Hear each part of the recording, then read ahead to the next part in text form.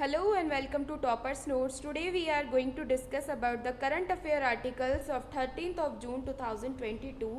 चलिए स्टार्ट करते हैं अपने पहले न्यूज़ आर्टिकल से। हमारा पहला न्यूज़ आर्टिकल है survivors leaders to press for passage of trafficking of persons bill. एक बिल रिसेंटली लोकसभा में प्रेजेंट किया जाने वाला है जिसका ड्राफ्ट भी पब्लिक डोमेन में रिसेंटली आया था, तो उसी को जल्दी से पास कराने के लिए जितने भी सर्वाइवर्स हैं यानी जो ह्यूमन ट्रैफिकिंग सर्वाइवर्स हैं वो, और जो लीडर्स हैं या फिर जो ह्यूमन राइट्स एक्टिविस्ट हैं जो इसके लिए काम करते हैं, वो लोग सरकार के ऊपर थोड़ा प्रेशर बनाएंगे, प्रेस करेंगे कि जल्दी से trafficking of persons bill pass हो जाए। तो उसी के रिगार्डिंग हमारा ये फर्स्ट न्यूज़ आर्टिकल है। चलिए इसका कॉन्टेक्स्ट देख लेते हैं। The trafficking of persons prevention and protection of rehabilitation bill was passed in Lok Sabha that year but could not be taken up in Rajya Sabha and subsequently lapsed। यहाँ से एक बहुत ही इम्पॉर्टेंट हमारा हम जो ये न्यूज़ आर्टिकल है ये तो डिस्कस कर ही रहे हैं, लेकिन साथ ही साथ इसके साथ साथ हमारा कुछ स्टैटिक पोर्शन जो है पॉलिटी का वो भी रिवाइज हो जाएगा। कैसे, मैं आपको बताती हूँ। जैसे कि आपने पार्लियामेंट वाला चैप्टर पढ़ा होगा, वहाँ पे बिल लैप्स कैसे होते हैं, बिल प्रेजेंट कैसे होते हैं, अगर लोकसभा डिज़ोल्व हो गई तो बिल लैप्स होगा या ना होगा, या फिर राज्यसभा में चला गया तो लैप्स होगा या नहीं होगा, प्रेसिडेंट के पास में अभी वहाँ से उनको स्वीकृति नहीं मिली है तो रहेगा या लैप्स हो जाएगा। तो यही सारी कंडीशंस हैं स्टैटिक पोर्शन की, जो आप यहाँ से कनेक्ट करके वहाँ पे जाके रिवाइज कर सकते हैं। अगर आपको यहाँ से याद आ जाता है कि हाँ मुझे सारे प्रोविजंस याद हैं बिल्स के, तो ठीक है। और अगर आपको लगता है कि नहीं नहीं मैं कंफ्यूज हो रहा हूँ या हो रही हूँ और मुझे अभी थोड़ा और इस पर काम करने की ज़रूरत है, तो अपनी लक्ष्मीकांत खोलिए, वहाँ से उस चीज़ को रिवाइज करिए। इस तरीके से आपका साथ के साथ स्टैटिक पोर्शन का भी रिवीजन होता रहेगा। चलिए हम इसको फिर से कंटिन्यू करते हैं। Trafficking survivors and leaders will travel to the national capital and press for the passages of the new version of the trafficking bill that is likely to be tabled in the upcoming session of the parliament. ठीक है, 2018 में जो bill आया था वो तो lapse हो ही गया था, वो पास नहीं हो पाया, लेकिन अभी रिसेंटली फिर से 2022 में जो नेक्स्ट सेशन पार्लियामेंट का होने वाला है वहाँ पे ये बिल फिर से जो है टेबल किया जाएगा, तो ये फिर से लैप्स ना हो जाए और फटाफट पास हो जाए। इसी सब के लिए ये लोग नेशनल कैपिटल जाकर कोशिश करेंगे कि जल्दी से जल्दी ये बिल पैसेज हो, ऐसा ये गवर्नमेंट के साथ में कुछ जो है अपना डेलिब्रेशन करेंगे। यहाँ पर एक इन्फोग्राफिक भी दे रखा है आपको समझाने के लिए, जहाँ से आप इसको देखकर कुछ इसके फीचर्स हैं जिनको समझ सकते हैं। ठीक है, अब हम कॉम्प्रिहेंसिवली देख लेते हैं कि trafficking of persons prevention protection and rehabilitation bill 2018 के क्या फीचर्स थे। हालांकि ये बिल लैप्स हो गया, लेकिन फिर भी हमें पता होना चाहिए कि क्या क्या इसके प्रोविजंस थे। मे बी क्वेश्चंस मेंस में इससे आ जाए। It creates a law for investigation of all types of trafficking and rescue, protection and rehabilitation of trafficked victims। तो इसमें एक चीज़ आप देख सकते हैं कि विक्टिम्स में सारे आ गए, ज़रूरी नहीं है कि सिर्फ वुमन ही हो या चाइल्ड हो या चिल्ड्रन हो, इसमें सारे के सारे जितने भी विक्टिम्स हैं सबको किया जा रहा है। और ट्रैफिकिंग भी all types of trafficking and rescue and protection. ठीक है, कई बार क्वेश्चन यहाँ पे कंफ्यूज कर देता है कि ऑल टाइप्स है या फिर सर्टेन टाइप्स है, तो वो वाला क्वेश्चन हम जो ऑप्शन है प्रीलिम्स में वो एलिमिनेट नहीं कर पाते और हमारा क्वेश्चन गलत हो जाता है। तो हमें इस वाली चीज़ पे एक तो ध्यान देना है, जहाँ पर ऐसे कुछ वर्ड्स आ जाएँ तो उनको हमको ढंग से याद करना है। It provides for the establishment of investigation and rehabilitation authorities at the district, state and national level. फिर से एक इम्पॉर्टेंट टर्म कि तीनों जो लेवल है, national then state then district, तीनों लेवल्स पे ही इन्वेस्टिगेशन अथॉरिटीज़ यहाँ पे इस्टेब्लिश होंगी अंडर दिस बिल। ठीक है, anti trafficking units will also be established. उसके अलावा रिहेबिलिटेशन कमिटीज़ होंगी। इसके अलावा it classifies certain purpose of trafficking as aggravated forms of trafficking. ठीक है, this includes trafficking for force labour, bearing children, begging और for inducing sexual early sexual maturity. Aggravated trafficking attracts है higher punishment. ठीक है, इन्होंने इसमें सिर्फ trafficking के साथ साथ में एक और चीज़ इंक्लूड की है, दैट इज़ एग्रेवेटेड ट्रैफिकिंग। इसके अंदर ये है कि फोर्स लेबर यानी बंधुआ मजदूरी जो होती है, चिल्ड्रन बियर करना ज़बरदस्ती, देन बेगिंग, जो बच्चे हमें भीख मांगते हुए दिखते हैं वो भी एक तरीके से ट्रैफिकिंग बिल के अंदर ही इंक्लूड किया गया है। या फिर इंड्यूसिंग अर्ली सेक्सुअल मैच्योरिटी, आपने देखा होगा कि कई सारी लड़कियों को किडनैप करके फिर उनको जो है इन तरीके के बिजनेस में डाल दिया जाता है, तो उसको भी इन्होंने इसके अंदर ही इंक्लूड किया है कि अगर ऐसे कुछ भी प्रोविजंस होते हैं, अगर ऐसा कुछ भी होता है तो it will attract higher punishment, यानी जो नॉर्मल पनिशमेंट है उससे भी ज़्यादा पनिशमेंट यहाँ पर इन सब चीज़ों के लिए दिया जाएगा। It sets out penalties for several offences connected with trafficking. In most cases penalties set out are higher than the punishment provided under prevailing laws. ये भी एक बहुत ही इंपॉर्टेंट यहाँ पे पॉइंट उठ के आ जाता है कि प्रिवेलिंग लॉज के अंदर जो भी पनिशमेंट है उससे ज़्यादा पनिशमेंट इस बिल के अंदर जो है डिसाइड किया गया है ट्रैफिकिंग से रिलेटेड जो भी ट्रैफिकिंग करते हैं उन लोगों के लिए। नीड ऑफ द बिल, हमने प्रोविजंस पढ़ लिए, लेकिन हमें ये भी पता होना चाहिए कि आखिर इस बिल की क्या ज़रूरत है। वैसे तो हम एक नॉर्मल बात कह सकते हैं कि बच्चों को किडनैप करके उनसे भीख मंगवा ली जाती है या फिर लड़कियों को किडनैप करके उनको बेच दिया जाता है, ये सारी चीज़ें हम नॉर्मली लिख सकते हैं। लेकिन अगर आपके पास सफिशिएंट डेटा है आपके आंसर में कोट करने के लिए, तो उससे आपका जो आंसर है वो बहुत ही ज़्यादा अपीलिंग बनेगा और वो बहुत ही ज़्यादा आपको ज़्यादा मार्क्स दिलवाने में हेल्पफुल रहेगा। तो इसलिए कुछ डेटा और स्टेट्स हमेशा अपने साथ तैयार रखनी चाहिए हर सब्जेक्ट हर टॉपिक के लिए। अगर उस पर आंसर राइटिंग का आपको रहता है तो आपके पास वो डेटा प्रिपेयर रहे। सबसे पहले trafficking is covered under many laws but even the latest definition given under section 370 of Indian penal code is limited. ठीक है, इसकी ज़रूरत इसलिए है क्योंकि जो डेफिनेशन अभी तक जितनी भी दी गई हैं तो वो लिमिटेड डेफिनेशन है और कॉम्प्रिहेंसिव डेफिनेशन नहीं है, ताकि सारे के सारे कल्प्रिट्स को एक साथ में कवर किया जा सके। ठीक है, इसलिए इस बिल की ज़रूरत है। और इन्होंने क्या स्टेट्स दिए हैं, international labour organisation ILO report states that more than 40 million people are enslaved for exploitation. The spectrum of purpose of exploitation ranges from sex slaves to child soldiers। तो ये सारे के सारे एक्सप्लॉयटेशन के अंडर इन सब लोगों को रखा जाता है। UNODC 2020 global report estimates that in 2018 for every 10 victims of trafficking detected globally about 5 were adult women and 2 were girls। तो ये ILO और UNODC यहाँ पे हमारे पास दो स्टेट्स आए हैं जिनको हम अपने आंसर राइटिंग में ऐसे फॉर्मेट्स में कहीं पर भी यूज़ कर सकते हैं। बेनिफिट्स ऑफ द बिल, अब बिल जो पास हुआ है उसके क्या बेनिफिट्स हैं और क्या चैलेंजेस है, हम दोनों चीज़ें देखेंगे। सबसे पहले बेनिफिट्स देख लेते हैं।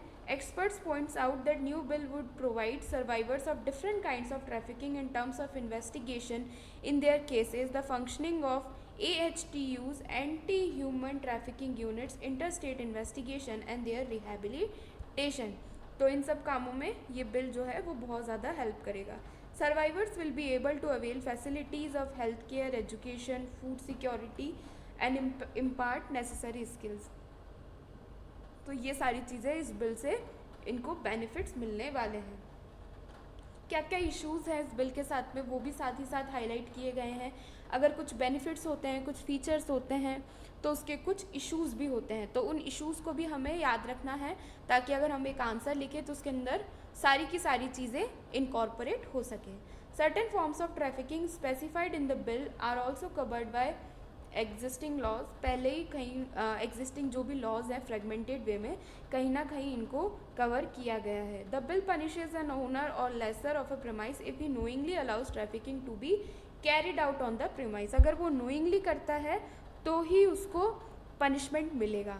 Under the bill the owner or lessor is presume to have knowledge of the offence unless they can prove otherwise.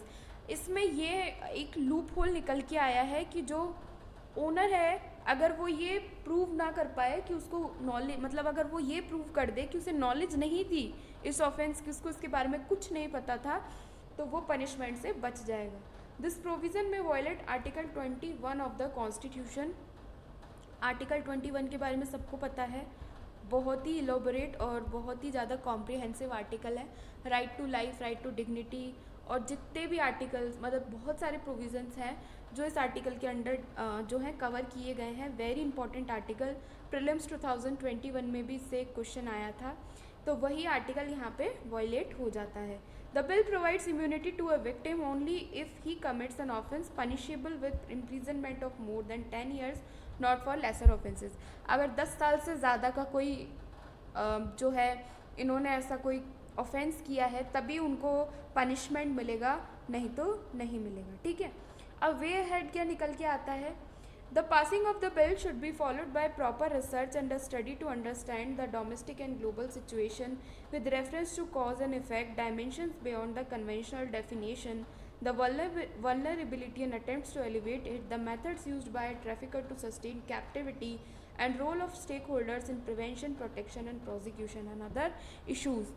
तो ये सारी की सारी बातें जो हैं, एक तो सबसे पहले प्रॉपर रिसर्च होनी चाहिए, बिल इंट्रोड्यूस होने से पहले स्टडी होना चाहिए कि डोमेस्टिक और ग्लोबल सिचुएशन अभी क्या है, कॉज एंड इफ़ेक्ट्स क्या हैं, डायमेंशंस क्या हैं कन्वेंशनल डेफिनेशन के, vulnerability and attempts to elevate it, and methods used by trafficker to sustain captivity, कि वो कैसे इससे बच पाते हैं जो भी ट्रैफिकर्स हैं, role of stakeholders in prevention, stakeholders जो हमने अभी रिसेंटली यहाँ पे देखा था, लीडर्स एंड सर्वाइवर्स वही मोस्टली स्टेक होल्डर्स होते हैं, तो उनका क्या रोल रहेगा प्रिवेंशन में वो भी बिल के अंदर मेंशन होना चाहिए, प्रोटेक्शन एंड प्रोसिक्यूशन, ये सारी की सारी चीज़ें प्रॉपर रिसर्च के बाद में बिल में इनकॉर्पोरेट करने के बाद में फिर बिल पास होना चाहिए, ठीक है। तो अगर आपके पास एक क्वेश्चन आ जाता है मेंस में ट्रैफिकिंग के ऊपर, तो आपके पास सफिशिएंट डेटा है, सबसे पहले आपने इसके फीचर्स पढ़ लिए, उसके बाद में आपने नीड पढ़ ली, फिर आपने बेनिफिट्स पढ़ लिए,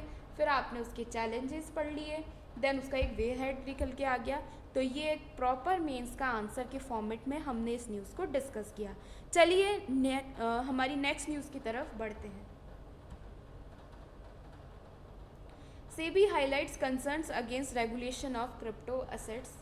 क्रिप्टो अभी बहुत ही ज़्यादा न्यूज़ में है, काफ़ी ज़्यादा अभी लोग इसे इनकॉर्पोरेट कर रहे हैं। इवन रिसेंटली जो हमारा बजट इंट्रोड्यूस हुआ था इस साल का, उसके अंदर इस पर टैक्सेशन भी लगाया गया है,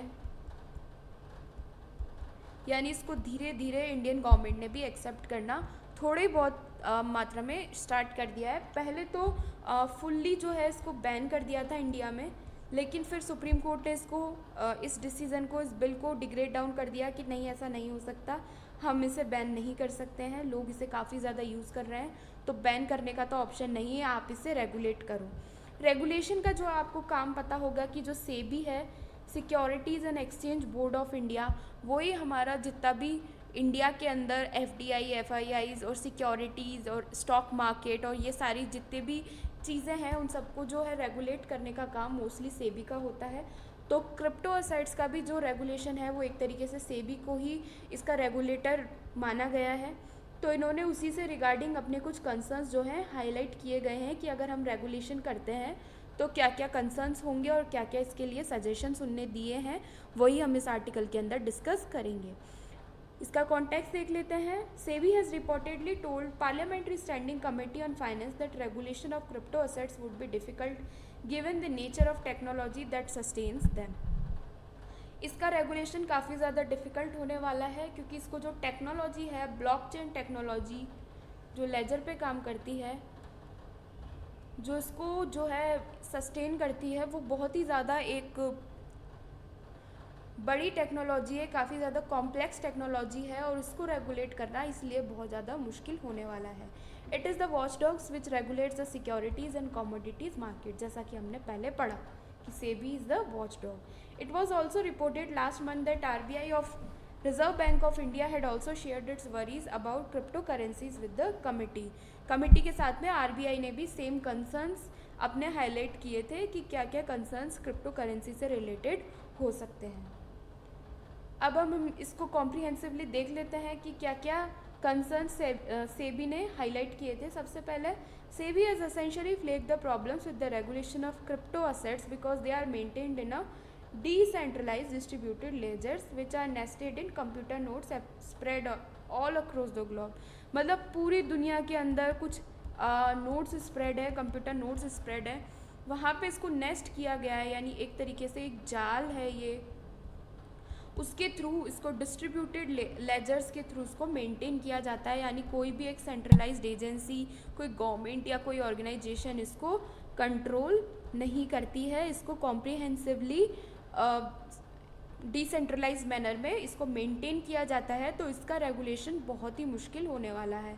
the underlying technology for crypto assets is the same, distributed ledgers that are not controlled by any entity, जिसे कोई भी एंटिटी कंट्रोल नहीं करती है। जैसा कि आपको पता है कि ब्लॉकचेन के अंडर हम क्रिप्टो असेट्स यूज़ करते हैं, हम उन्हें नॉर्मली ख़रीद लेते हैं, लेकिन हमें नहीं पता होता कि उसका मालिक कौन है।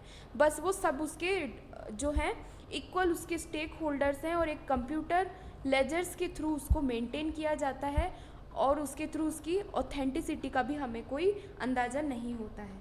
सजेशंस ऑफ सेबी ने कुछ सजेशंस भी दिए कंसर्न्स के साथ कि हम इसको कैसे रेगुलेट कर सकते हैं। It is elaborated upon the possible need for different regulators to deal with different aspects of crypto asset markets। उन्होंने कहा है कि एक जैसे NBFCs होते हैं, नॉन बैंकिंग फाइनेंसिंग कंपनीज, तो उसको जैसे RBI is the sole regulator of all the banks, लेकिन NBFCs में बहुत सारे डिफरेंट बैंकिंग कंपनीज आती हैं, तो उनको डिफरेंट रेगुलेटर्स रेगुलेट करते हैं। जैसे हाउसिंग वाला है तो RBI करेगा, सिक्योरिटीज़ वाला है तो सेबी करेगा, और अगर कोई बैंक से रिलेटेड है तो वो RBI करेगा। तो वैसे ही एक इन्होंने यहाँ पर सजेशन दिया है कि क्रिप्टो असेट मार्केट्स के डिफरेंट एस्पेक्ट्स को डील करने के लिए डिफरेंट रेगुलेटर्स होने चाहिए, ताकि ढंग से एक एक एस्पेक्ट पे रेगुलेशन किया जा सके। Crypto exchanges enable to use of a crypto currency as a bridge to convert one nations official currency to another, यानी डॉलर को रुपी में कन्वर्ट कर दिया, इस तरीके का काम यहाँ पर होता है, तो इसलिए इसको प्रॉपर रेगुलेशन की ज़रूरत है। These exchanges could be brought under the regulatory purview of the RBI, जिनको RBI की परव्यू में लिया जा सकता है, जहाँ पर करेंसी वर्क करती है, क्योंकि करेंसी का सारा काम रेगुलेट करना, उसको कंट्रोल करना, उसके एक्सचेंज रेट को कंट्रोल करना, ये सारा काम RBI करती है। तो ये वाला जो एस्पेक्ट है वो हम RBI को दे सकते हैं। The idea is to implement KYC AML CFT norms, ताकि ये प्रॉपर तरीके से इस एस्पेक्ट को रेगुलेट किया जा सके। अब हम देख लेते हैं कि RBI ने क्या क्या कंसर्न्स फ्लैग किए हैं पार्लियामेंट्री कमेटी को regarding the crypto asset. It has highlighted the cryptocurrencies can lead to dollarization of a part of economy and this was against India's sovereign interest। Mostly crypto currencies foreign currencies में deal करती है, तो इससे क्या होगा कि ज़्यादा से ज़्यादा लोग डॉलर खरीदेंगे, या डॉलराइजेशन ऑफ इकोनॉमी होने का थ्रेट है, जो हमारे इंडिया के सॉवरेन इंटरेस्ट के अगेंस्ट है। As almost all crypto currencies are dollar dominated issued by foreign private entities, तो ये हमने अभी डिस्कस किया। इसकी वजह से जो है डॉलराइजेशन ऑफ इकोनॉमी होने के बहुत ही ज़्यादा चांसेस हैं। This will undermine RBI's ability to regulate money supply in the economy. Prelims में इकोनॉमी में जो क्वेश्चंस आते हैं उनमें यहाँ पर इस वाले स्टेटमेंट से उठा के आपसे क्वेश्चन पूछ लिया जा सकता है कि अगर क्रिप्टो करेंसीज वॉलेटिलिटी होती है तो क्या उससे RBI का रेगुलेशन जो है इम्पैक्ट होगा। तो एक बार तो हम ये सोच लेंगे कि नहीं होगा, इसका क्रिप्टो का और RBI का क्या रिलेशन है, लेकिन अब हमने यहाँ से ये जान लिया कि अगर हम मोस्टली क्रिप्टो करेंसीज जो हैं डॉलर डिनोमिनेटेड होती हैं और उससे इंडिया की मनी सप्लाई पे इफ़ेक्ट पड़ेगा। ठीक है, गवर्नमेंट का क्या इंस्टेंस रहा है अभी तक, जैसा कि हमने स्टार्टिंग में पढ़ा था कि गवर्नमेंट ने पहले तो इसको बैन कर दिया था और अभी रिसेंटली टैक्सेशन कर दिया है, तो उनका फाइनल इंस्टेंस क्या है वो हम देख लेते हैं। The governments instance has definitely changed, पहले बैन था और अब टैक्स पे आ गए हैं, यानी एक्सेप्ट तो किया है, but there is still ambiguity around the final decision. अभी फाइनल डिसीजन इस पर कुछ भी नहीं लिया गया है, कोई बिल अभी तक इंट्रोड्यूस नहीं किया गया है, तो अभी तक उस पर जो है एम्बिग्विटी है। The idea that the administration does not consider cryptocurrencies desirable has been made clear from time to time for some years. The finance minister imposed a tax for the first time on crypto assets अभी 2022 वाले budget में। The tax was 30%, was seen at first to settle the question of legality of such currencies। सबसे पहले तो ये समझा गया कि हो सकता है कि अब टैक्सेशन किया है तो इसको लीगली भी इंड्यूस कर लिया जाएगा, but it was made clear that taxability was an issue that is not linked to the legitimacy। यानी हमने टैक्सेशन तो कर दिया है, लेकिन इसको ये मत समझ लेना कि हमने इसको लीगलाइज भी कर दिया है, क्योंकि लोग बहुत ज़्यादा यूज़ करते हैं इसलिए हमने इसको टैक्स किया है, लेकिन स्टिल इस पर एम्बिग्विटी है कि इसको लीगलाइज किया गया है या नहीं किया गया है।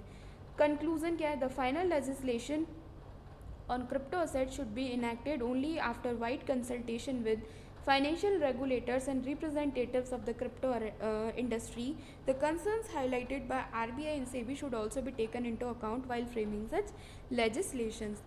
तो जो भी फाइनल एक लेजिस्लेशन निकल के आता है क्रिप्टो असेट्स पे, वो तभी इनेक्ट किया जाना चाहिए जब हम वाइड कंसल्टेशन कर लें जितने भी फाइनेंशियल रेगुलेटर्स हैं और क्रिप्टो इंडस्ट्री के रिप्रेजेंटेटिव्स हैं उनके साथ में, ताकि दोनों के इंटरेस्ट हार्म ना हो. इतना स्ट्रिक्ट लेजिस्लेशन भी नहीं होना चाहिए कि क्रिप्टो इंडस्ट्री को प्रॉब्लम हो, और इतना लीनियंट भी नहीं होना चाहिए कि फाइनेंशियल रेगुलेटर्स उसको रेगुलेट नहीं कर पाए. ठीक है. और जो भी कंसर्न्स आरबीआई और सेबी ने हाईलाइट किए हैं उनको भी गवर्नमेंट को अपनी जो है कंसर्न्स को एक्सेप्ट करना चाहिए और उसके बाद में ही कोई लेजिस्लेशन फ्रेम करना चाहिए. चलिए नेक्स्ट आर्टिकल की तरफ बढ़ते हैं. Heterologous booster vaccine and it's advantage. अभी तक हमने वैक्सीनेशन के बारे में काफ़ी कुछ पढ़ लिया है, वैक्सीन्स के बारे में पढ़ लिया है कि कौन कौन सी वैक्सीन्स है जो इंडिजिनसली हैं, कौन सी बाहर की हैं लाइक स्पुतनिक है, मॉडर्ना है, और इंडिया की कौन सी हैं, उनके क्या क्या जो है उनके क्या क्या स्पेशलाइजेशन है, कैसे उनको फॉर्म किया गया है, किसके अंदर डीएनए है, किसके अंदर आरएनए वाला है, उसके अलावा किसके अंदर इनएक्टिवेटेड वायरस है. तो ये सारी चीज़ें तो हमने पढ़ ली है, लेकिन अब हम एक नेक्स्ट स्टेप की तरफ बढ़ रहे हैं. हेट्रोलोगस बूस्टर वैक्सीन के बारे में हम इस आर्टिकल के अंदर जानेंगे. एंड वैक्सीन वाला जो पार्ट है ये बहुत ही ज़्यादा इंपॉर्टेंट इसलिए भी हो जाता है क्योंकि अभी 2022 का जो प्रीलिम्स हुआ था उसके अंदर वैक्सीन से रिलेटेड क्वेश्चन, एक सीधा सीधा क्वेश्चन देखने को मिला था, तो उसकी वजह से ये जो है आर्टिकल बहुत ही ज़्यादा इंपॉर्टेंट हो जाता है. चलिए इसका कॉन्टेक्स्ट डिस्कस कर लेते हैं. With the number of covid cases creeping up the curve, a certain sense of guarded concern has naturally crept into pandemic control activities. अभी तक जो है कोविड-19 के केसेस कम चल रहे थे, लेकिन अभी रिसेंटली जो कर्व है वो अप होता गया है, तो इससे जो है फिर से कंसर्न्स बढ़ गए हैं. वैक्सीनेशन को फिर से हमें और ज़्यादा एग्रेसिव करना पड़ेगा, नहीं तो पैंडेमिक कंट्रोल जो है वो हमारे बस के बाहर हो जाएगा. With the number of cases rising by the thousands on a daily basis, repeat infections, breakthrough infections for those who have had the double dose of vaccine, the debate about getting a booster or precaution dose has gotten shriller. इनका कहने का मतलब ये है कि जिन्होंने double dose ले लिया है उनको भी फिर से इन्फेक्शन हो रहा है, रिपीटेड इन्फेक्शन हो रहा है. तो अब जो है डिबेट इस तरफ बढ़ गया है कि वैक्सीन जिन्होंने ले ली है उनको फिर से जो है बूस्टर वैक्सीन दी जाए ताकि इस तरीके के कर्व को हमको नीचे लाने में आसानी हो. The debate has also increasingly called to question the appropriate vaccine to use in the precautionary doses, whether it should be homologous or should be heterologous.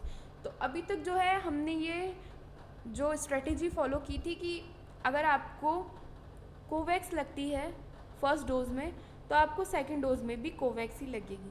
ठीक है, यानी सेम वैक्सीन आपको दोनों बार में लगेगी. लेकिन अब डिबेट इस तरह बढ़ गया है कि अब हम जो प्रिकॉशनरी डोज देने वाले हैं वो हेट्रोलोगस होनी चाहिए या होमोलोगस होनी चाहिए. ठीक है, तो चलिए सबसे पहले हम यही जान लेते हैं कि होमोलोगस और हेट्रोलोगस बूस्टर शॉट्स होते क्या हैं. होमोलोगस नाम से पता चल रहा है, आपने होमोजेनस का नाम सुना होगा और हेट्रोजेनस का नाम सुना होगा. वैसे ही होमोलॉगस और हेट्रोलॉगस है. होमो यानी एक समान, हेट्रो यानी अलग अलग. तो vaccination is considered homologous when precautionary doses is same vaccine that was administered as primary dose. यानी अगर मेरे को फर्स्ट 2 डोजेज अपने कोवैक्स के लगे हैं तो मुझे मेरा थर्ड डोज भी अगर कोवैक्स का ही लगता है, बूस्टर डोज कोवैक्स का ही लगता है, तो उसे हम बोलेंगे होमोलॉगस बूस्टर शॉट. और अगर precautionary dose is any vaccine other than the primary dose तो उसको बोलेंगे हेट्रोलोगस वैक्सीनेशन. यानी पहले मुझे 2 डोज कोवैक्स के लगे थे और तीसरा डोज मुझे स्पुतनिक का लग गया, तो इसे हम बोल देंगे हेट्रोलोगस बूस्टर शॉट्स. पर ये जो है अभी तक तो ये कहा गया था कि अगर 2 अलग वैक्सीन लग जाती है तो उसके कुछ बहुत ही हार्मफुल इम्पैक्ट्स हो सकते हैं. तो फिर ये हेट्रोलोगस बूस्टर वैक्सीन की बात कहाँ से आ गई, तो वही अब हम यहाँ पर डिस्कस करेंगे. तो सबसे पहले हम ये भी जान लेते हैं कि हमारी करंट वैक्सीन स्ट्रेटेजी क्या रही है. Currently the government supports vaccination through it's health care network only for senior citizens with or without comorbidity, certain categories including frontline workers and healthcare workers. यानी अभी तक बूस्टर डोज सिर्फ जितने भी senior citizens हैं उनको दिए जा रहे हैं, चाहे उन्हें कोमॉर्बिडिटीज़ है या नहीं है। इसके अलावा कुछ फ्रंटलाइन वर्कर्स और हेल्थ केयर वर्कर्स को ही दिए गए हैं। It has given the private sector the go ahead to vaccinate eligible groups with the precaution dose for a price. लेकिन इन्होंने प्राइवेट सेक्टर को अलाउ कर दिया है कि कुछ प्राइस जो है वो डिफ़ाइन करके आप जो है बूस्टर डोज लोगों को दे सकते हैं। बाकी जो दो डोज लगाने का यानी जो प्राइमरी डोज लगाने का जिम्मा है वो हमारा है, और अगर किसी को बूस्टर डोज लगवानी है और वो इन कैटेगरीज में नहीं है तो वो प्राइवेट सेक्टर से जाकर लगवा सकते हैं। तो अब हम देख लेते हैं कि हेट्रोलोगस बूस्टर शॉट्स के क्या क्या एडवांटेज हैं, ये आइडिया कहाँ से आया और ये कितना ज़्यादा बेनिफिट करेगा। There is a growing body of scientific evidence to prove that when heterologous doses are used as booster shots the immune response is more efficient. यानी अब तक की जो फैलेसी थी उसको गलत प्रूव कर दिया है, इससे हमारा इम्यून रेस्पॉन्स और ज़्यादा एफिशिएंट होता है। ऐसी कुछ रिसर्च एविडेंस अभी निकल कर आए हैं। The result suggest that a heterologous booster dose for individuals with a complete primary vaccination schedule with CoronaVac provides a high level of protection against COVID-19 including severe disease and death। मतलब इतना अच्छा इसका response आया है कि protection जो है कोविड-19 से तो है ही, इसके अलावा जो भी सीवियर डिजीज़ और डेथ है उनसे भी हमें प्रोटेक्शन हेट्रोलोगस बूस्टर शॉट्स लेने से मिलेगा। ठीक है, तो अब इस न्यूज़ आर्टिकल का और इस कंसर्न का या फिर इस आर्टिकल का क्या वे हेड निकल के आ रहा है। It is now clear that in a world where vaccine equity is a utopia, vaccine equity is a utopia यानी वैक्सीन सबको एक समान मिले और वो भी सेम वैक्सीन मिल जाए, तो ये तो एक बहुत ही बड़ा एक यूटोपिया है, यानी बहुत ही गलत एक धारणा है। Scientist can only strive for how to best use of available vaccines to reach for a maximum attainable benefit.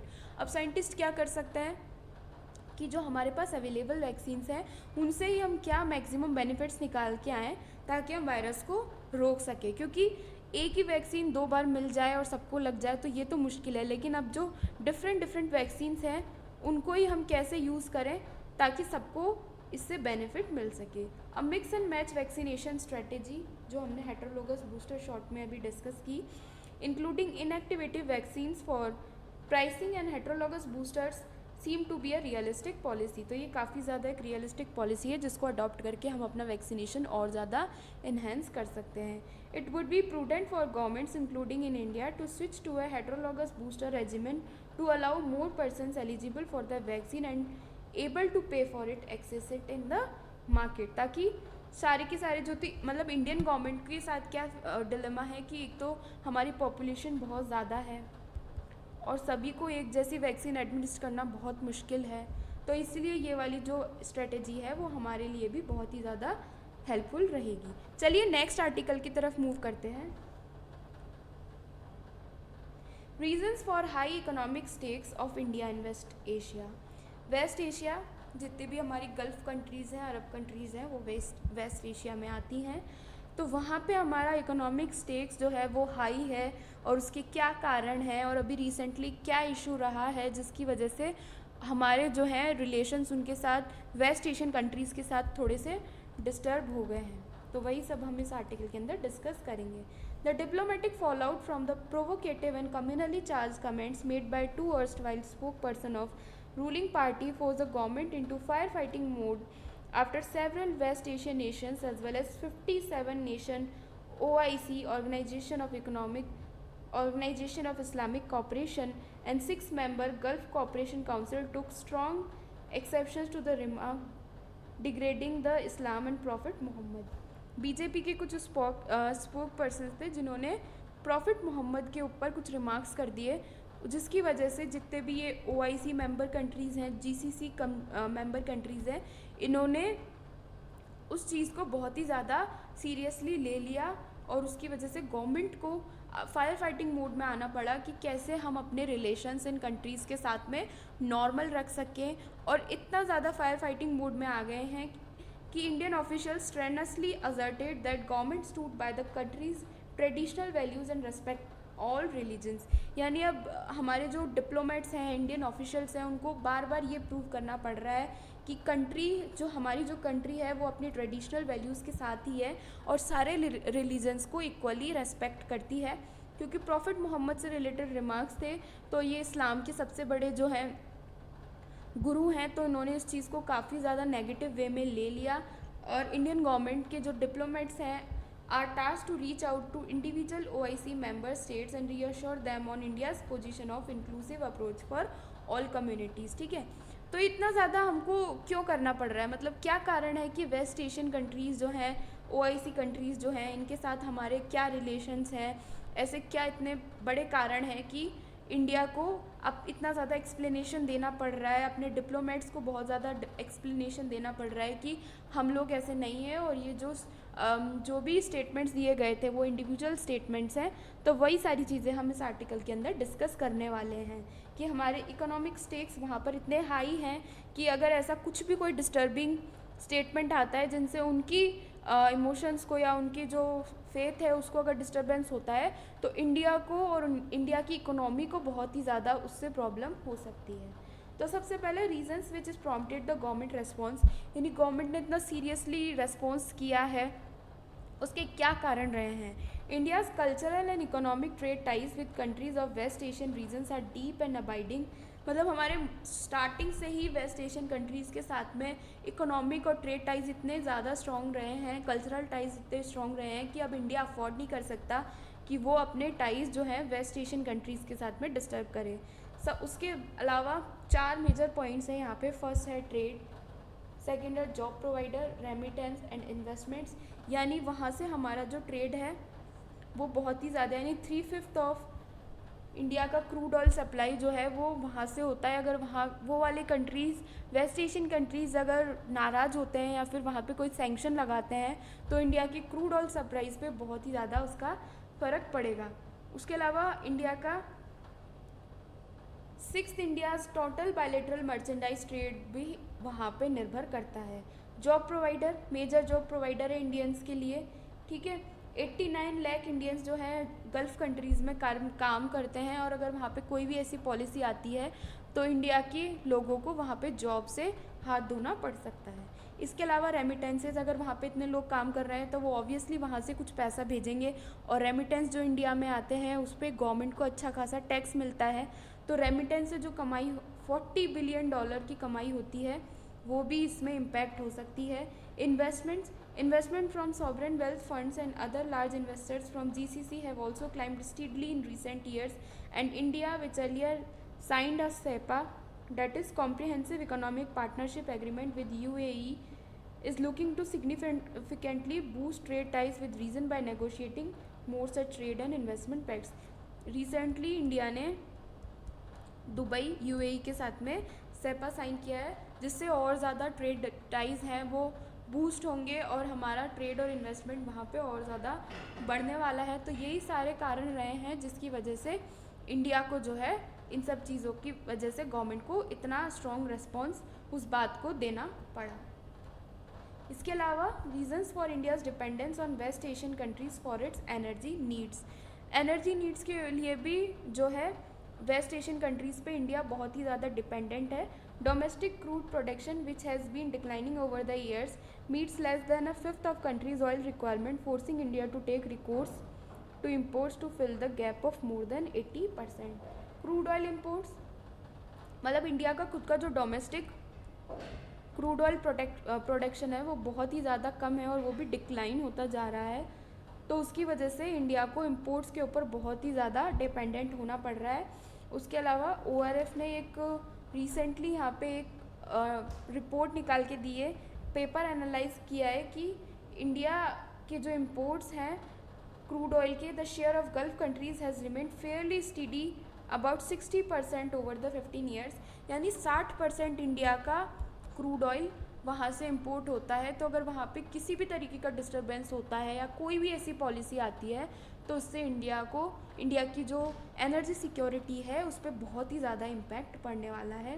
Last में हम ये देख लेते हैं, India's reliance on West Asia for non oil trade, मतलब सिर्फ क्रूड ऑयल के लिए ही नहीं है, नॉन ऑयल ट्रेड के लिए भी इंडिया बहुत ही ज़्यादा डिपेंडेंट है वेस्ट एशियन कंट्रीज़ पे। Over the 5 years Iran and GCC member states comprising the UAE and other countries accounted 15.3% share of India's cumulative two way merchandise trade, merchandise trade में 15% share in countries का है, यानी बहुत ही बड़ा एक chunk है जो ट्रेड का, वो वहाँ से इंडिया कैरी आउट करता है। The reason is today a key market for several Indian commodities ranging from tea to basmati rice, electrical equipments, apparel and machinery.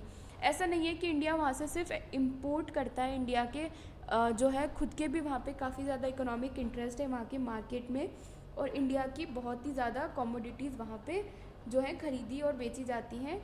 इसलिए ये सारे के सारे स्टेक्स हैं इंडिया के वेस्ट एशियन कंट्रीज़ में, जिसकी वजह से इंडिया ने इतना प्रॉम्प्ट एक रेस्पॉन्स दिया है, और वो नहीं चाहते कि वेस्ट एशियन कंट्रीज़ के साथ हमारे रिलेशंस जो हैं वो डिग्रेड हों। चलिए नेक्स्ट आर्टिकल की तरफ मूव करते हैं। Microplastics found in fresh Antarctic snow for first time. Microplastic जो है इसके बारे में हम इस आर्टिकल के अंदर जानेंगे, और ये भी जानेंगे कि इस जो ये रिसेंटली फ्रेश एंटार्क्टिक स्नो के अंदर माइक्रोप्लास्टिक्स मिले हैं उसके क्या क्या इम्पैक्ट होने वाले हैं, वो सारी चीज़ें हम इस आर्टिकल के अंदर डिस्कस करेंगे। कॉन्टेक्स्ट क्या है? Scientist have found microplastics in freshly fallen Antarctic snow for the first time. The findings published recently in the Cryosphere Journal brought in light the serious threats to the Antarctic region। Freshly जो snow हम समझने की कोशिश करते हैं क्या context है इस न्यूज़ का। फ्रेशली जो स्नो गिरती है एंटार्क्टिक रीजन पे, आपको पता है कि पूरा जो ग्लोब है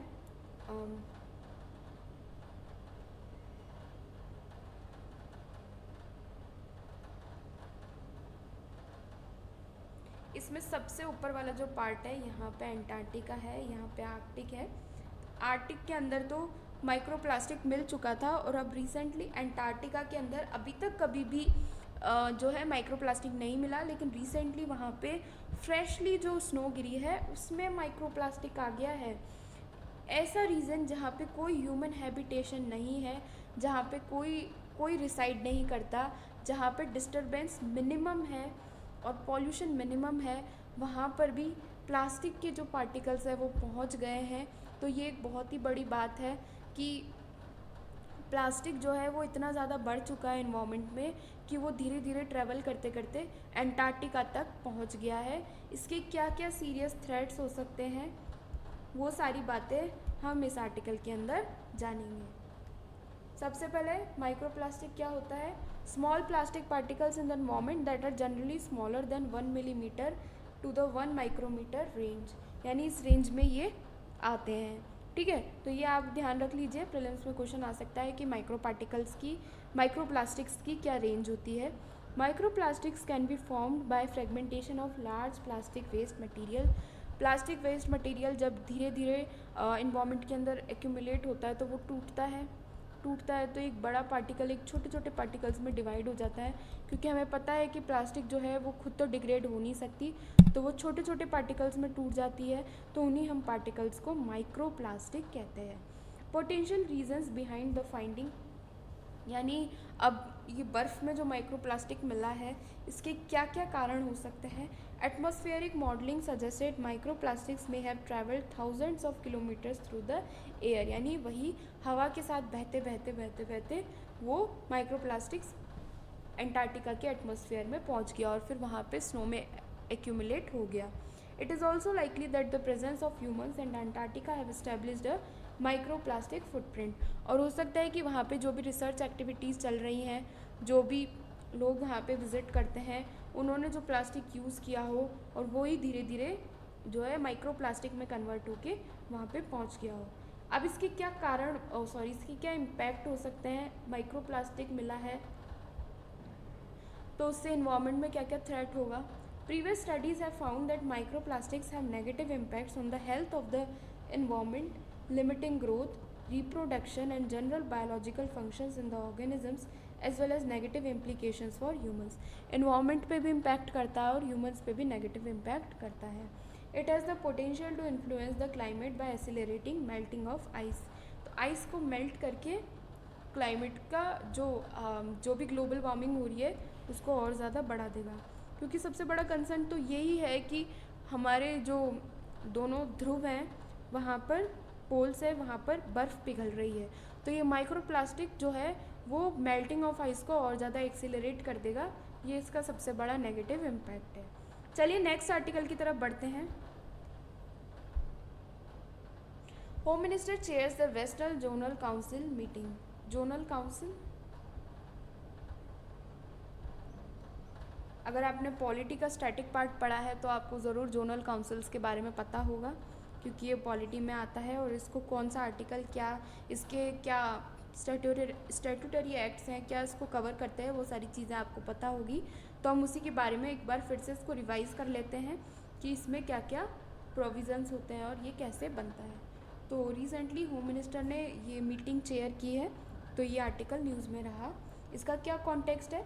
Union Home Minister chairs of Western Zonal Council meetings with chief ministers of these states and also administrator of the Union Territory. It was highlighted that the regional councils provide a forum for discussion in a structured manner on issues affecting one or more states and issues between center and states. तो ये इसकी importance है जिसको आप note down कर सकते हैं और मेंस आंसर राइटिंग में यूज़ कर सकते हैं कि जोनल काउंसिल्स की क्या इम्पोर्टेंस है। ठीक है, मतलब डिस्कशंस जो हैं वो सारे स्ट्रक्चर्ड मैनर में होते हैं जो वन और मोर स्टेट्स को इम्पैक्ट करते हैं, और सेंटर और स्टेट के बीच में क्या क्या इशू चल रहे हैं वो भी जोनल काउंसिल मीटिंग्स के थ्रू जो है डिस्कस किए जाते हैं। तो जोनल काउंसिल्स के बारे में जान लेते हैं। सबसे पहले सबसे इम्पॉर्टेंट बात तो यही है कि ये कॉन्स्टिट्यूशनल बॉडी नहीं है, ये एक स्टैट्यूटरी बॉडी है। ठीक है, established under the State Reorganization Act 1956 and not constitutional body. They are only deliberative and advisory bodies, यानी इनका जो भी डिस्कशन होता है, जो भी ये डिसीजन लेते हैं वो गवर्नमेंट के ऊपर बाइंडिंग नहीं है, सिर्फ डिस्कशन और डेलिब्रेशन के लिए ही ये जोनल काउंसिल्स कंपोज की गई हैं। ऑब्जेक्टिव क्या है? To promote inter state cooperation and coordination. Inter state यानी स्टेट्स के बीच में मोस्टली कोऑर्डिनेशन नहीं हो पाता है, तो उसी को प्रमोट करने के लिए, कोऑर्डिनेट करने के लिए इनको बनाया गया है। Bringing out national integration, different states में डिफरेंट गवर्नमेंट्स होती हैं, तो हो सकता है इंटीग्रेशन ना हो पाए, तो एक नेशनल इंटीग्रेशन करने के लिए जोनल काउंसिल्स को कंपोज किया जाता है। Arresting the growth of acute state consciousness, regionalism, linguism and particularistic tendencies, इन सब को भी कर्व करने के लिए इसको बनाया गया है। Enabling the centre states to cooperate and exchange ideas and exchange experience, तो ये भी हमने अभी पहले कॉन्टेक्स्ट में डिस्कस किया था कि सेंटर और स्टेट्स के बीच में एक हेल्दी डिस्कशन इसके थ्रू होता है। Establishing a climate of corporation amongst the states for successful and speedy execution of development projects, जो भी डेवलपमेंट प्रोजेक्ट्स चल रहे हैं उनका स्पीडी और सक्सेसफुल एग्जीक्यूशन हो सके, उसके लिए भी इसको इस्टेब्लिश किया जाता है। हम देख लेते हैं कि इंडिया के अंदर कौन कौन सी जोनल काउंसिल्स हैं। फर्स्ट है नॉर्थर्न, सेकंड है सेंट्रल, थर्ड है ईस्टर्न, फोर्थ है वेस्टर्न, फिफ्थ है साउथर्न। यानी north, south, east, west and central, इस तरीके की 5 जोनल काउंसिल्स हैं जिनको इंडिया में इस्टेब्लिश किया गया है। और ये जितने भी स्टेट्स हैं यहाँ पे आप इनको थोड़ा बहुत देख सकते हैं कि कौन कौन से स्टेट्स कौन कौन सी जोनल काउंसिल्स में आते हैं। कंपोजिशन की बात करें तो हमने यहीं पर ही देख लिया था कि होम मिनिस्टर ने चेयर की है। ठीक है, तो उससे हमको पता लग गया कि चेयरमैन कौन है? Home minister, union home minister यानी हमारे अमित शाह साहब। ठीक है, is the chairman of each of these council, जितने भी ये काउंसिल्स हैं पाँचों की पाँचों, इनके चेयरमैन होम मिनिस्टर ही हैं। वाइस चेयरमैन कौन कौन है? The chief ministers of the states included in each zones, यानी ये जितने भी स्टेट्स हैं जो जो जिस जोन में हैं उनके जितने भी चीफ मिनिस्टर्स हैं वो सारे के सारे इसके वाइस चेयरमैन होते हैं। ठीक है, रोटेशन के थ्रू इनकी वहाँ पे मेंबरशिप आती है। मेंबर्स कौन कौन है? Chief minister and 2 or more ministers as nominated by governor from each of the states and 2 members from union territories including in the zone। Zone के अंदर जितने भी चीफ मिनिस्टर्स हैं वो और उनके 2 मिनिस्टर्स हैं जो गवर्नर नॉमिनेट करते हैं, और यूनियन टेरिटरीज़ के 2 मेंबर्स इसमें मेंबरशिप रखते हैं। Advisers 1 person nominated by the planning commission, अब नीति आयोग ने उसकी जगह ले ली है, तो वहाँ से एक पर्सन है जो एडवाइज़र के तौर पर बैठता है हर एक जोनल काउंसिल में। Chief secretaries and another officer development commissioners nominated by each of the states included in the zone. So that is the composition of zonal council. यानी हमने एक स्टैटिक पार्ट यहाँ पे रिवाइज कर लिया. सबसे पहले जोनल काउंसिल के बारे में जान लिया कि वो कॉन्स्टिट्यूशनल नहीं स्टैट्यूटरी बॉडीज़ हैं, क्या उसके ऑब्जेक्टिव्स हैं, कौन कौन सी जोनल काउंसिल्स हैं और उसका क्या कंपोजिशन है. चलिए नेक्स्ट आर्टिकल की तरफ बढ़ते हैं. Enforcement Directorate identifies assets worth 1250 crore. ये छोटी सी एक हेडलाइन आई थी न्यूज़पेपर के अंदर. इसमें सिर्फ इतना हमें पता चला, हम कॉन्टेक्स्ट पहले देख लेते हैं फिर डिस्कस करेंगे. The probe by the ED into terrorism related cases has resulted in identification of properties worth under this crore as proceeds of alleged crimes under the prevention of money laundering act. हमने ये news पढ़ ली. अब हम इसे civil services के लिए कैसे prepare करें, ये एक जो फ्रेशर होता है उसको थोड़ी डिलेमा होती है. तो वही हम देख लेते हैं कि इसके अंदर दो चीज़ें हमने देखी जो हमारे एग्ज़ाम के लिए इम्पॉर्टेंट है. सबसे पहले तो इन्फोर्समेंट डायरेक्टरेट और दूसरा PMLA that is prevention of money laundering act. तो इस पूरे न्यूज़ आर्टिकल में एक बहुत बड़ा न्यूज़ आर्टिकल था जिसके अंदर सारे के सारे आतंकवादियों के नाम थे, जितनी भी ऑर्गेनाइजेशंस थी, जहाँ से कितना पैसा अटैच हुआ है, वो सारा न्यूज़ में दे रखा था. लेकिन वो हमारे कोई काम का नहीं है. हमारे काम की सिर्फ दो चीज़ें हैं यहाँ पे. सबसे पहला तो ED जो एग्ज़ाम में पूछा जा सकता है, उसके अलावा PMLA. तो इस तरीके से हम न्यूज़पेपर एनालिसिस करते हैं कि एग्ज़ाम रिलेवेंट जो भी आर्टिकल्स हैं प्रीलिम्स के लिए वो उठा लें, और अगर कोई बड़ा आर्टिकल है तो मेंस आंसर राइटिंग के लिए उसको प्रैक्टिस कर लें. तो चलिए हम इसके अंदर देख लेते हैं इन्फोर्समेंट डायरेक्टरेट के बारे में. सबसे पहले इन्फोर्समेंट डायरेक्टरेट है क्या, कहीं ये कोई कॉन्स्टिट्यूशनल बॉडी तो नहीं है. सबसे पहला सवाल तो यही आता है. ये कॉन्स्टिट्यूशनल बॉडी नहीं है, ये स्टैट्यूटरी बॉडी है. ठीक है, सबसे पहले तो आप यही याद कर लीजिए. इसके अलावा it is a multidisciplinary organisation mandated with the task of enforcing the provisions of 2 special fiscal laws. 2 fiscal laws है जिनके प्रोविजंस को इन्फोर्स करने का काम ED का है. पहला है FEMA that is foreign exchange management act 1999. उसके अलावा 1999. उसके अलावा PMLA that is prevention of money laundering act 2022. तो इन दोनों फिस्कल लॉज को जो है इन्फोर्स कौन करता है, ED. ठीक है. Its origin goes back to the 1 May 1956 when an enforcement unit was formed in the Department of Economic Affairs for handling exchange control laws violations under FEMA. ठीक है. तो बाद में इसका नाम ED पड़ा that is enforcement directorate. The administrative control of directorates were transferred from the Department of Economic Affairs to the Department of Revenue in 1960. तो क्या आप ये पूरा याद करने वाले हैं एग्ज़ाम के लिए? नहीं.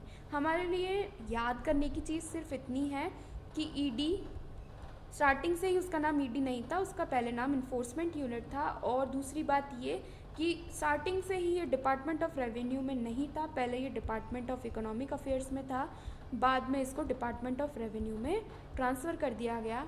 और स्टार्टिंग में जब ये आया था तब ये स्टैट्यूटरी बॉडी नहीं था, बाद में इस एक्ट के थ्रू इसको स्टैट्यूटरी बॉडी बनाया गया. तो ये 3-4 पॉइंट्स हैं जो हम इस पैराग्राफ से एग्ज़ाम के लिए प्रीलिम्स के लिए एक्सट्रैक्ट कर सकते हैं.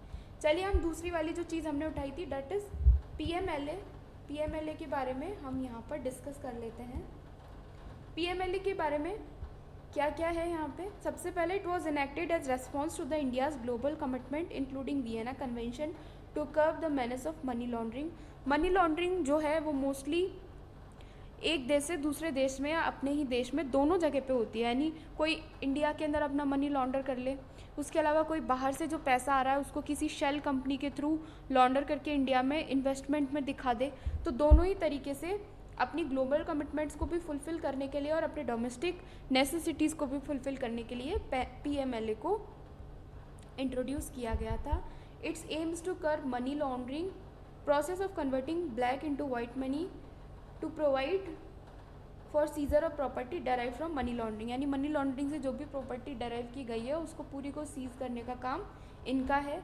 To deal with any other issues connected with money laundering in India. Money laundering से रिलेटेड जितने भी इशूज़ हैं सारे के सारे PMLA जो है डील करता है. ठीक है. 2012 में इसमें कुछ अमेंडमेंट्स हुए थे जिसमें क्या क्या फीचर्स आए. added the concept of reporting entity which would include a banking company, financial institution and intermediary। यानी कुछ रिपोर्टिंग एंटिटीज़ का जो कॉन्सेप्ट है वो यहाँ पे ऐड किया गया, जिसमें किस किस को रखा गया है, बैंकिंग कंपनी को, फाइनेंशियल इंस्टीट्यूशंस को और इंटरमीडियरीज को। PMLA 2002 levied fine up to 5 lakh but the amendment act has remove this upper limit, यानी अब 5 लाख से ज़्यादा का भी जो है फाइन यहाँ पे लगाया जा सकता है। It is provided for provisional attachment and confiscation of property of any person involve in such property, और जो भी पर्सन इसमें इन्वॉल्व है उनकी सारी की सारी प्रॉपर्टी को कन्फिस्केट किया जा सकता है, अटैच किया जा सकता है। तो ये सारे 3 फीचर्स जो हैं वो इस एक्ट के अमेंडमेंट के थ्रू आए। तो ये था आज का हमारा करंट अफेयर्स एनालिसिस। अगर आपको पसंद आया है तो प्लीज़ लाइक करें, कमेंट करके बताएं कि आपको और क्या क्या इसके अंदर चीज़ें हैं जो जाननी है, या क्या हम चेंजेस इसके अंदर कर सकते हैं वो भी हमें बताइए। इसे ज़्यादा से ज़्यादा लोगों के साथ शेयर कीजिए जिससे हमें भी मोटिवेशन मिले, और ऐसे ही और ज़्यादा करंट अफेयर्स आर्टिकल्स को पाने के लिए आप हमें जो है सब्सक्राइब कर सकते हैं। Thank you so much.